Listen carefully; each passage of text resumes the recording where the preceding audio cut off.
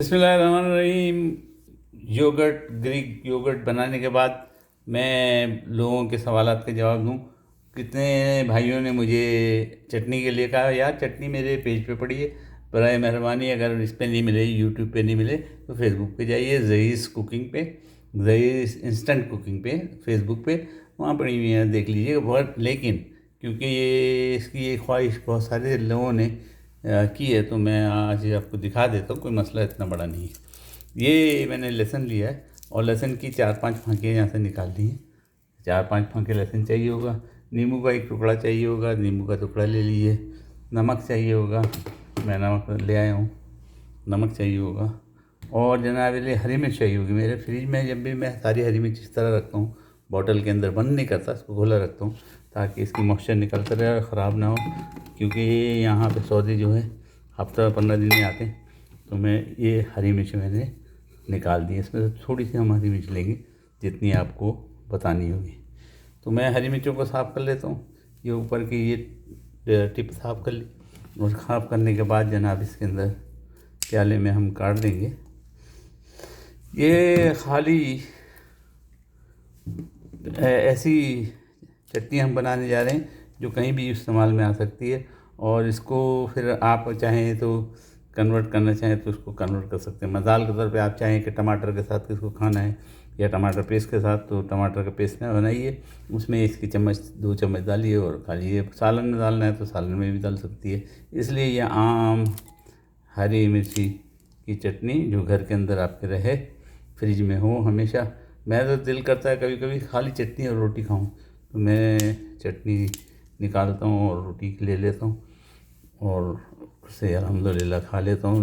कभी कभी चीज़ों पे डाल के खाने का दिल करता है तो उस पर चीज़ों पे डाल लेता हूँ। ये आम चटनी है, आप जितनी चाहे हरी मिर्ची ले लें। मैंने अब तक मुझे याद भी नहीं है, 1 2 3 4 5 6 7 और ये 8वीं है हरी मिर्च। 8 हरी मिर्च, क्यों उसकी डंठल ऊपर की तोड़ रहा हूँ तो मुझे पता ही है 8वीं है डंठल है, तो 8 काफ़ी है, मैं दिखाने के लिए चाहिए। अच्छा, मैंने 5 जो लहसुन थे उसको किसी भी पैकेट में डालिए। मैंने ये पैकेट में डाला और इसको कूट लिया अपने बेलन से या हैमर से आप कूट लीजिए, ताकि ये आसानी से फिर है ना इसके छिलके देखें अलग हो गए, छिलके अलग और लहसुन अलग।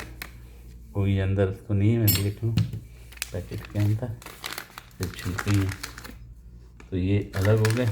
अब इनको ये कूटने के बाद साफ़ हो जाता है खुद ही, तो इसको निकाल के इसमें डाल देंगे, छिलके अलग कर देंगे और लहसुन को अंदर डाल देंगे। ये लहसुन अंदर डाल दिया। लहसुन के पीछे ज़रा सा मोटा होता है वो भी निकाल दिया, ये भी निकाल दिया लहसुन के छिलके। निकालने के बाद तकरीबन तमाम लहसुन जो है हमारा अंदर हम डाल देंगे, तो हमारे छिलके अलग हो गए। देखिए कितने आसानी से छिलके अलग हो गए, ना छीलने की ज़रूरत, ना हाथों में जलन, ना कोई। और अगर इसमें कोई मोटा मोटा पीस चला गया हो तो उसको हम निकाल देते हैं।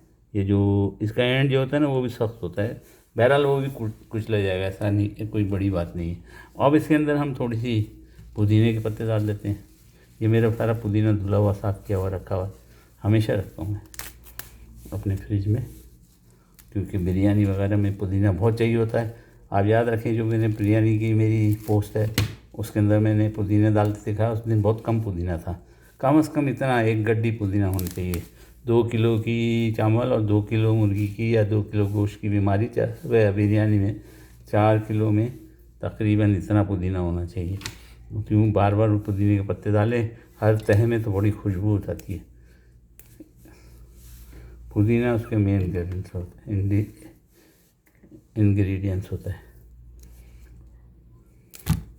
मैं असल में थोड़ा सा आज जल्दी में तो हूँ, तो दूसरे काम मेरे जहन में, तो वो तंग कर रहे हैं, ज़ुबान को